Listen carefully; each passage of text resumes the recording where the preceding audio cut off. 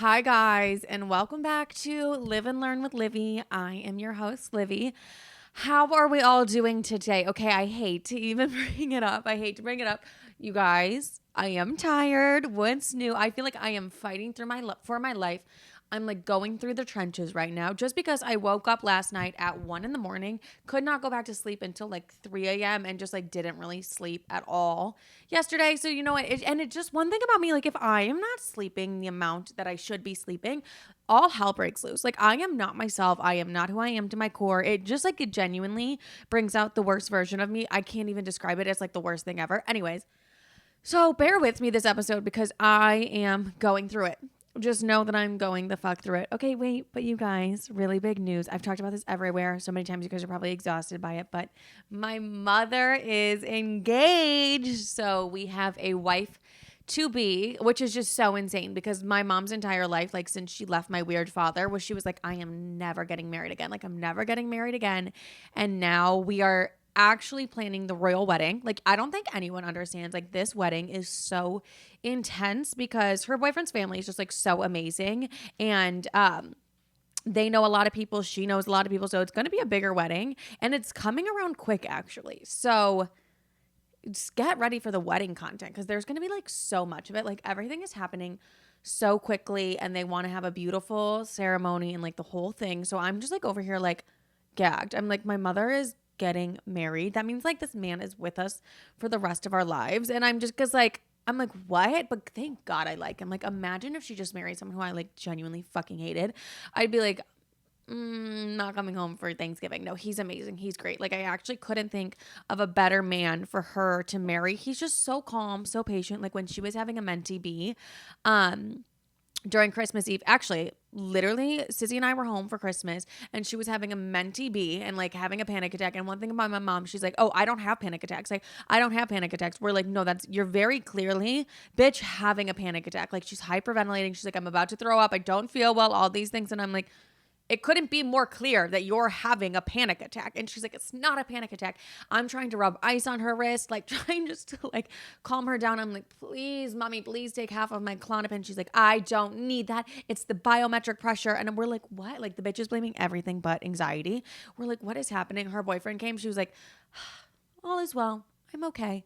And we were talking to him and I was like, you know it's anxiety. He's like, yes, I know it's anxiety, but like we cannot tell her it's anxiety because she won't accept that. So you just go, yes, it is the biometric pressure in the air, Dina. Like, yes, it is. So I was like, not a man able to handle her fucking mentee bees, because if you think mine were bad, like my mom had like a really long stint in her life where she would go to the hospital for panic attacks and they'd be like, ma'am, you are fine. Like you're just having a panty. And I never really talked about that because she told me not to, but like the woman doesn't think she has anxiety. I'm like, it couldn't be more clear that you have anxiety. But we have a wedding to plan. So get ready for all of that. Isn't it so weird? This is going to be like my first wedding ever attending too, I think. Yeah, I haven't been to a wedding, I don't think ever. And it's just so funny because it's like not my mother having a husband, like two boyfriends, a fiance, all in the same amount of time, where like I just had like one loser boyfriend. You know what I mean? It just like me and Sissy were like, not mom getting engaged before all of us. Like, not mom. What? How is the woman after she was like, I'm not getting married. Like, I'm not doing it. And I'm like, not my mother getting engaged. Anyways, also, I am obsessed with reality TV. So recently I have been watching Secret Lives of Mormon Wives. I finished it. I'm not going to give any spoilers, but I just need to say, what the fuck is that show? What the fuck is that show? Just because it's like, you guys, that's a different level of these bitches hate each other. Like the entire show, actually, there was one line that one of the husbands said and it stuck with me because it was like, this is the best way to describe the entire series, everything. He was like, what is the point? The girl was like, he's like, why are you staying in Mom Talk? And she was like, because like I see the potential of Mom Talk. He's like, well, what is that potential? And she was like, empowering women. And he was like, how are you guys empowering women when all you do are like you're mean to each other and like you bring each other down? Like you come home crying every time you're done hanging out with them. And she was just like yeah, but like it is so insane to me, that show, like, because holy fucking drama and just like holy gaslighting and just everything. And it's so interesting too being in the influencer space and world. So when they're like talking about their businesses and stuff like that, I'm like, oh, I'm so entertained, where they're arguing like you're not good for the business. I'm like, actually, realistically, I don't think any of you are good for the business, and like they don't collectively get paid for a brand deal together. Like obviously exposure on other people's pages is like good and whatever, but it's just like someone being like, this person has to leave the group because you're not good for the business, like doesn't make actually any sense, because it's like they're not affecting, like they aren't really affecting your paycheck. They are and aren't at the same time. I'm just like, okay, the girls are, I can't even. I've never seen drama like that in my entire life. Like it came to a point where I was like, okay, I think I have to like turn the show off because it's getting so out of hand. Like they're getting just so fucking crazy. So like go and watch it, honest to God. Like go and watch that. And like also, I was been watching like The Valley recently, and I liked The Valley season 1. Valley season 2, I'm like, this shit is dark. Like, this is like a dark reality show where like men in their 40s and 50s are like bashing on their wives. Like, if you don't know what The Valley is, it's basically like a Vanderpump Rules spinoff for like the oldies. And it just is like, what is happening? Like, I know the producers are thrilled, but it just is like one of those things where I'm like, what the fuck? What the fuck is happening? Okay, so I asked you guys on my broadcast channel, and like, can we just talk about it? Like, eventually I'm gonna get guests on, but can I just like get my life in order first, please? Like, I feel like every day I'm like drowning just to stay afloat, bitch. So like, just give me some time. I just signed back with my amazing agent, so we're working and everything like that. But like, I feel like the past 6 months of my life has been so fucking chaotic. And every time I want like a moment to breathe, I actually get pummeled. Also, not me calling. In last week's episode, I called the people who moved to New York, they're called transplants. I called them implants the entire episode. I called them implants. I said, the implants. My brain cannot be there. My brain, I genuinely am like, am I slow? Why the fuck would I think they're called implants when it was transplants the entire time? Anyways, I don't even remember what I was saying. This week's episode, I asked you guys on the broadcast channel some questions that you guys want to hear me talk about, or like topics in general. And I'm going to answer them on the broadcast channel. But I was like, let me give an in-depth on here of just like in-depth. Like, let me fucking yap about it on here. So let's get into what you guys asked me on the broadcast channel. Okay, first one's first. Weight loss journey. Okay, I have a lot to say because normally I don't think I'd ever be super comfortable talking about this, because weight has been something my entire life that's just been like so sensitive, and like I have really bad body dysmorphia, so I have no idea what I look like. So that means like when I'm gaining weight, I have no idea that I'm gaining weight. When I'm losing weight, like I have no idea that I'm losing weight. And that was the exact reason that I gained a lot of weight when I moved to California. Like it was just like the body dysmorphia mixed with, I don't actually know what the fuck I was on. Anyways, but I do want to start sharing more about my weight loss journey. I do kind of want to wait until I'm at like the point where I'm like, oh, this is like dream physique, you know? But then I was like, who gives a fuck? But I've lost like a good amount of weight since California. What if you guys were like, no, you have? See, like, that's, like, my biggest fear. You're like, no, you haven't. Like, what are you talking? Like, no, you haven't, you fat whore. So it's, like, those are, like, the little things that, like, scare me. Anyways, my weight loss journey, it started in January. I moved here in November. I don't know. I feel like November and December were a wash. Like, I just wasn't even, trying, because I was just, like, trying to get a grip. Sorry, on my life. And then January I did 30 hard, and I really loved 30 hard. And honestly, it's kind of already like my daily routine of what 30 hard is. It's like 2 workouts a day and then just eating like a clean diet or whatever, what diet of your choice. But I then carry that with me throughout like the rest of my anyways, the rest of my days and my health and wellness journey. And I just got like deeper into it. I also will say like my Aura ring has really helped with the health and wellness journey, but like there's a bunch of things that I cut out and I changed that were like really important to me. So I would say I couldn't count calories for a really long time because I am someone who has struggled with an eating disorder, like a really bad one. So I couldn't count calories. Like that just like wasn't a thing for me for up until like last month, because I'll get into it, but I did just recently start counting my sorry, I heard something and I'm in the room with like that the bees come through and I'm like, don't tell me a motherfucker's like trying to pop up. Anyways, the fuck is that noise? Like who's back there? Anyways, so when I started it was more like just like a lifestyle change for me. Like these were the most important parts. I God damn bitch, my brain is not working today. Number one, I walk a lot. So I walk at least 10,000 steps a day. Some days I average more towards like the 15 to 20,000 range. I like to push it to like the 20,000 range. That's like where I'm like, ooh, I was like a bitch was walking. I love, love, love my steps. That's a number one thing for me. I'm always going to get my minimum of 10,000 a day. I feel like because I live in New York too, it's like a lot easier. I remember living in California and being like, motherfucker, I walked for like an hour plus and like I'm barely at 8,000. What is this shit? But my steps really helped. And then I've always done really hard workouts like almost every day. So I'm in the gym like 6 days a week, and that's kind of always been a constant for me. Even when I like gained weight, that was still a constant for me. And yeah. So, but my workouts, I've like tailored more to my specific goals and things like that, where I'm like, okay, I want definition here. I want to lean out here. I want this there. So I actually, and everyone like keeps literally jumping down my throat for using ChatGPT. And I understand it's bad for the environment, but at the same time, like everybody's fucking using it. But, I'm more conscious with what I use it for. But I basically recently actually just gave ChatGPT my current workout split that I've been doing and stuff like that. Because if you do classes and everything like that, I think it's great. But if you're going for like specific goals, like I have specific areas, like I want a fat fucking ass. Like I want a muscular ass. You know what I mean? So I need her to like narrow that down. And I was like, okay, so my goals are this, this, and this. Like this is my current workout split.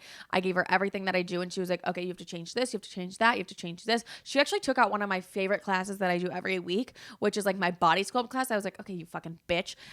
Anyways, so working out. But the most important thing is going to be what you eat.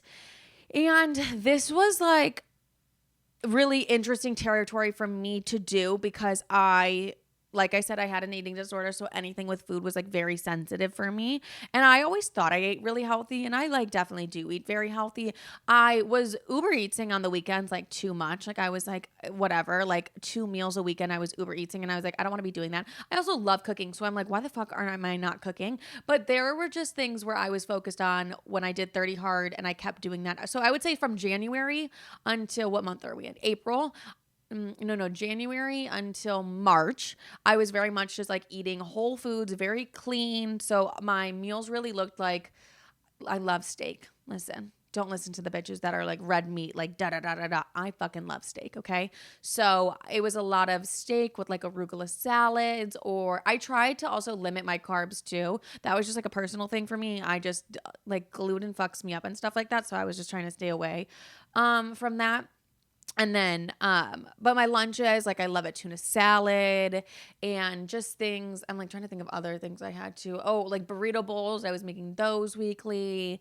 Oh, my Greek bowls. I was making those weekly. I'm like, there's actually like a lot. And I was limiting myself to like my Uber Eats. I was like, let's just do it like once a weekend, stuff like that. And now I am calorie counting, not like you're not going to see me download my fitness pal, but I am trying to stay under like a certain amount. And I'm like, I want to be more cautious on like my protein. That's mainly like the biggest point too.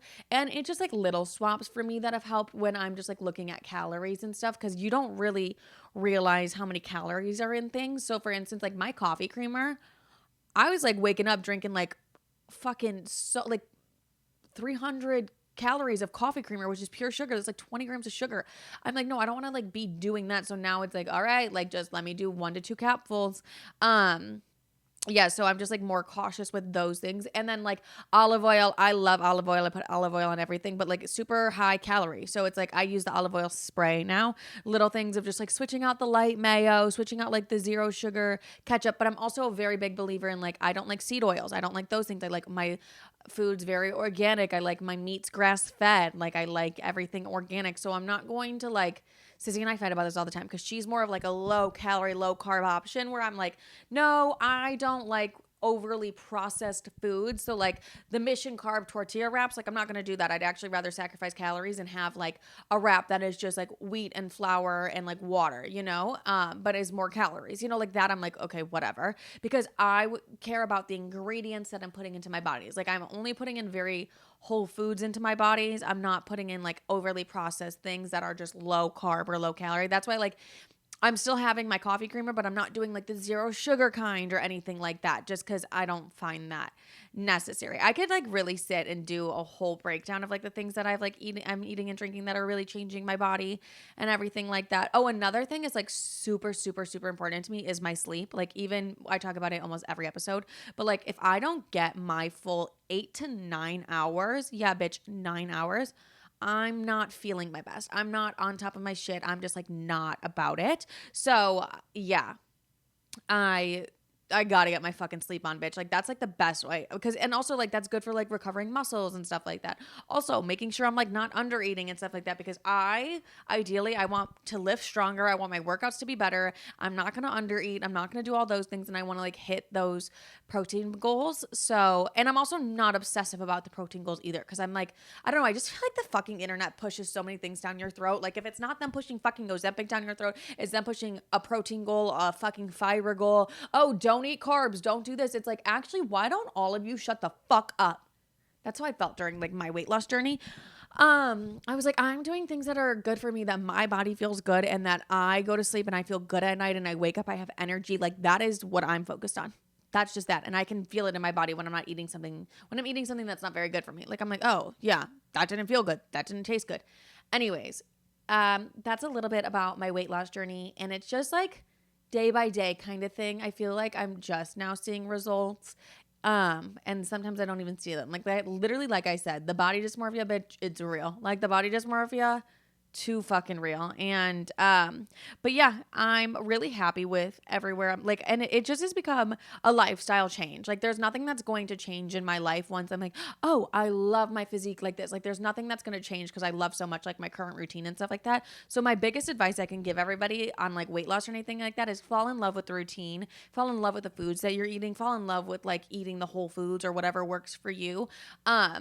And I don't look at anything as like a diet. I look at everything as like a lifestyle change. Like, oh, this is my life now.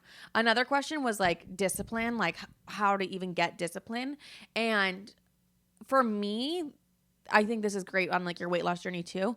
Number one, there is no option for me. So like I'm in the gym 6 days a week. Like there's no option that I'm not in the gym 6 days a week. Like, oh, it's raining, I don't give a fuck, get an umbrella. Like, because my goals are always going to be there. Regardless of outside factors, like my goals are always going to be there. I've always been a very super disciplined person as well, but like nothing is going to get in the way of like my goals and what I have set for myself. So it's just like nobody like wants to go to the gym. I would say I go 6 days a week.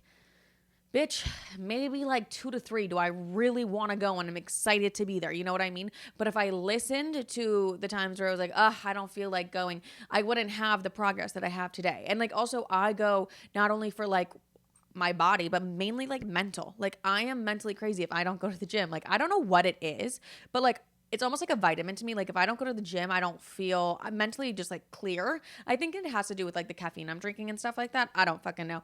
But yeah, like there's no option. I think once you remove the option within discipline of like, oh, I could or couldn't do this, it's like, oh no, I'm doing this. Where it's like, oh, I want to be an influencer. Okay, I'm going to post every day.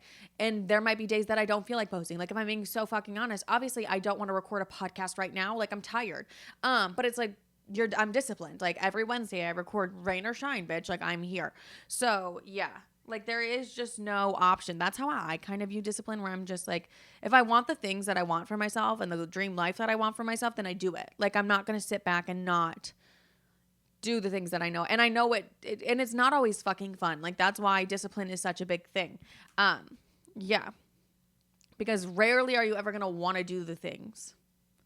You guys, it's so funny to me about how to be financially stable. Because a bitch is like, I'm not on my financial shit like I normally am.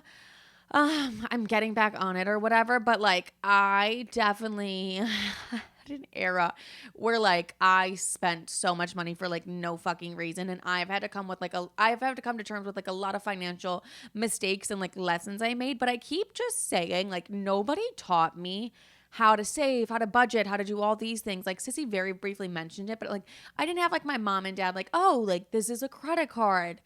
this is how you da da da da. Like it was, I've never had anyone like explain anything to me. So I've firsthand had to make a lot of financial mistakes. But I do love saving, and I will say I would save, like, I'm trying to like think back, like a paycheck for me, if a paycheck comes in, majority of that is going into savings. Like, yes, I'm paying my bills, but majority of that is going into savings. Like, I do want to do a whole financial episode for you guys when I feel way better about my financial situation currently. Like, a bitch has to pay taxes. The fuck is this? Anyways, I do want, because there's just been a lot of lessons I've learned. I saw a TikTok today and a girl was like, what lesson are you currently learning? I was like, mine is like how to budget, how to manage my finances, and how to not take it too fucking far, Livy. Because I'm definitely a victim of like taking it too, not a victim, I've definitely taken it too far. And that's for sure. But when I'm on my money shit, I'm on my money shit. The next question was how to have boundaries within men and friendships. I have boundaries within I think it's just expressing something where it's like, oh, okay, this is like my boundary actually. Like, oh, let's just say it's like, I don't fuck on the first date. Is that a good boundary? Yeah, sure. I don't fuck on the first date. Nope, that doesn't feel like a great boundary. Okay, let's just be like, oh, my boundary is like, I don't really like to talk to men who like, are, entertaining other women. So like if I see you in a bitch's Instagram likes or anything like that, like I'm just like not that interested, whatever. That's my boundary. I have that belief for myself. I have that standard for myself. I just don't date men that do that. But I meet a guy, I really, really like the guy. And I'm like, oh my God, he's so amazing. But for some reason, he's in Emily Ratajkowski's like literally in her comment section. And I'm like, I mentioned it once. Hey, I'm not comfortable with that. Like that's just like a boundary that I have within the men that I'm dating and seeing. Like you can continue to do that, but you're just not going to be in my life. That's like kind of what a boundary is for me. It's like either like, yeah, you can continue for dating. It's a little bit more intense because it's just like, yeah, you can continue to be in like Emily Ratajkowski's likes and everything like that and her comments and stuff like that. But it's a boundary that I have within myself that like, I don't date people who do that. It just doesn't make me feel comfortable. I just don't like that. And then, so if you want to continue to do that, that's completely fine. But like, I just don't have room for you in my life. And like, they might like go back and be like, well, you're crazy. Then I'll be crazy and I'll be crazy alone, bitch, because that's just a boundary I have for myself. I'm not going to be flexible on things that make me uncomfortable just because you wanted to be in Emily Ratajkowski's likes thinking that she'll fucking notice you. Like she's not going to notice you. Like Emrata is not going to notice you. Anyways, I don't know if that sounded like so personal where I like had a man that was like that, but it's just like, oh no, like this is just like a boundary that I have set and either you can respect that or you don't have to. And if you decide not to respect that, you're just simply not going to be in my life. The reason I say it's easier for dating is because cutting a motherfucker off in dating, so easy. But like when it's friendships and stuff like that, it's way more difficult. And obviously like family and stuff as well. Like I've had to, when I create a boundary with my mother, I say, this is me creating a boundary. We're not going to keep having this conversation. And then sometimes I've also gone so fucking crazy that I'm like, this is just like a boundary I have. And then it's like, wait, I'm actually being insane. Like the one time that I wouldn't allow Sissy I was like, okay, so Sissy's best friend, who's also one of my really good friends, and then Sissy's other best friend, and then my good friend, like we were all doing like a whole California trip, and her sister lived there, so like her sister she was gonna stay with her sister, and then Allie was gonna stay with me. Basically, Allie was gonna stay with me, and Sissy last minute was like, oh, like I want to come, and I was like, okay, great, like where are you staying? Okay, you guys, it's like evil of me. It's like evil. I was going through a really big boundary thing in my life at that point where I was just like, people don't respect me. I had just had a huge friendship falling out. And Sissy was like, what do you mean, where am I staying? Like, we're sisters. Like, I'm going to stay with you. And I was like, that doesn't feel correct to me. Like, you're kind of like not respecting my boundaries. Where like there wasn't even a boundary put in place beforehand. And like I was just like a little bit weird about it. And I didn't handle it like properly. But yeah, that's just an example of a boundary where I even look back, I'm like, why did I do that? I was like, girl, I think you were going through something, and I probably was. But but yes. Okay. So expressing boundaries and then just being like firm in your boundaries too, where like a man who wants to be in your life and things like that is going to understand your boundaries and be like, you know what? I completely respect that. Like, I'm not even going to push that 1,000%. If that makes you uncomfortable, I'm not going to continue to do that. Now, let's say you set the boundary and someone does it again. You're like, I really don't like when you're in Emrata's likes. And he's like, yeah, no, for sure, bitch. And then, oh, thank God. I thought the fucking computer died. And then he's in Emrata's likes again. I would mention it one more time. I would say, hey, like, we've had this conversation, but like, I really am serious about the boundary of like you being in Emrata's like likes and stuff like that. So if you're going to continue to do that, like, I'm genuinely not going to be interested. And then let's say the fucking idiot is in Emrata's likes again. I'd be like, okay, I'm sorry, like I just don't have room for someone who is like so fucking incompetent and can't listen and doesn't respect my boundaries. So I'm gonna like move on. I'm gonna move forward, and like that's that. And then he's gonna be like, no, like please, like let me stay. Like I didn't think it was that big of a deal. I told you it was that big of a deal. I told you 3 weeks ago I didn't want your fat ass in Emrata's likes, okay? And now you're consistently in Emrata's like. My neighbors actually have to think like I'm fucking crazy. Anyways, but it's like, I told you I didn't like something. You disrespected that several times. I told you a boundary I have in place for the people I date. You disrespected that. And you want me to sit here and be like, oh, baby, I'm so sorry. Actually, get fucked. So that's kind of just like my best advice with boundaries on men. Friends, I would say kind of establishing the boundaries early on.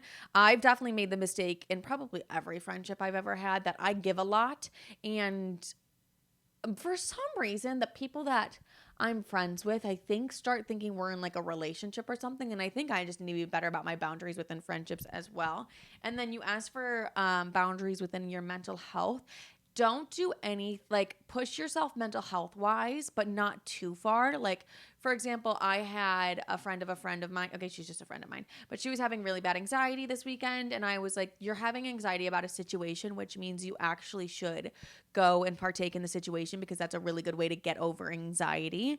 And so, like, that is a boundary within your mental health that I think is important, where it's like knowing when, okay, I'm uncomfortable, I don't want to do this, but like, I can't cave into my anxiety, you know what I mean? Like, so I probably should do this. Also just like knowing when it's too much. Like, for example, when you're like, I can't keep doing this. Like, I don't want to do this. I'm okay. Like, I'm good. Or like, this specific situation drains me. It's not good for my mental health. Like, I cancel plans all the time because I'm like, I just need like a mental health moment. I just need like a me day. I need to be alone and I need to be with myself. Or if I'm like, oh, you know what? Like, recently a big one for me has been social media, where I'm like, it has been such a dark and depressing place for me recently, where I have only really liked scrolling on Pinterest. That I'm like, oh, I feel creative. My creative juices are flowing. But yeah, no, social media has been super dark for me recently. I'm not really sure what's happening, because normally I'm fine with it. So I've been making the boundary of like kind of staying off of social media unless I'm working. Okay, which is hard because it is my job, but like, I don't know, sometimes it gets so negative to a point where I'm like, what the fuck is happening, you know? And I just don't want to put my mental health through it, like not being able to scroll and feel okay. Yeah, so those are just some good ways to put, like, knowing what affects you and what doesn't affect you and creating boundaries around that. How to successfully manifest. Okay, I'm just going to break down the easiest way to manifest. Also, I just manifested something so random, actually. I was telling my friend, so I have my beautiful white couch that I spent way too much money on for like no fucking reason. And this was before I got tiny too. And I don't know, I was just like, yes, I really want a white couch. Do you know how dirty white couches get? So fucking dirty. I have a dog. He thinks his paws, like, it's time to fucking do color painting all the time. Like, the way that his paws are always somehow so filthy. On top of like me just being like, oh, let me just set my coffee down. And I'm like, okay. But I was telling her, my friend was over. She was like, what happened to the couch? And I was like, life. Okay. Life happened to the couch. And I was like, no, but I'm manifesting right now. Like, to get it cleaned or whatever without like me having to pay for it, because I guess I'm just a brat. Anyways, and then I actually had a company reach out being like, hey, we would love to work. Like, we'd love to do your couch. And I was like, oh, crazy. Okay. So my biggest advice that I can give for manifesting, and this is just short, sweet, and simple, is that you have to act as if whatever you want is already yours. And there's no other option that it's not already yours. So for instance, let's say this is like your dream job. Like, the way that, like, let's say you get an interview for your dream job and you're like, oh my God, like, I'm so nervous, all these things. Don't even be nervous. It's already yours. And you're like, okay, but I don't want to think like that, because like, what if it hurts when I don't get it? Why would you think like that? Because it's already yours. There is no world that this thing isn't yours. I've helped literally almost every single one of my friends manifest what they want. I also have them do like visualizations where it's like, okay, let me like close my eyes and let me feel, because that's another thing, is like when you're at the frequency of gratitude and like you're feeling that you are what you already want. So you're envisioning yourself opening up the email being like, oh my God, like I got the job and things like that. Like, what are you feeling? Let's go as far as like fucking crying. Like, you're crying because it's such a big pay raise. And now I get to buy my mom this purse that she's always wanted. Like, feeling those emotions that align with what you want, and then tapping into those emotions several times throughout the day of like that gratitude or that gratefulness or like that relief or whatever feeling it specifically is when you think of what you want, tapping into that emotion, you're just going to align yourself with it even more. But like, I'm a firm believer in like, there is no other world that like, no, like this is the job that I got and there is no other world. And like it's delusion, and that's where what gets you what you want. And also like feeling it, visualizations, and just speaking positively around it, like and just speaking positive in general, like no, like I'm meant to get this job is meant for me. Even people being like, you're being really cocky, let me be even cockier, bitch, the fuck. Like that is how I successfully manifest, where I'm like, oh no, like when you're so certain about something and it's so unknown but you're so certain about it, not only are you convincing yourself, you're convincing the universe, and you're convincing the people around you. Like I always talk about it. There was never a day that I wasn't going to be an influencer, because I was like, oh no, this is just like what I'm going to do. So when I had 4,000 followers, everyone was like, okay, now I have over 1 million. Everyone's like, oh my God. You know what I mean? So it's just like believing it so much that you feel it, and also believing it so much that there is no other option than you achieving what you want. All right, you guys, that's it for this week's episode. I love you. Thank you for bearing with me and my little like bad mood that I had. But I love every single one of you. Have a great day, night, evening. Make sure to DM me. You guys, thank you for supporting me. I always appreciate it. Always very grateful for you guys. And I love you. Like I really do love you. So rate the fucking podcast, bitch. Okay, I love you guys. Bye.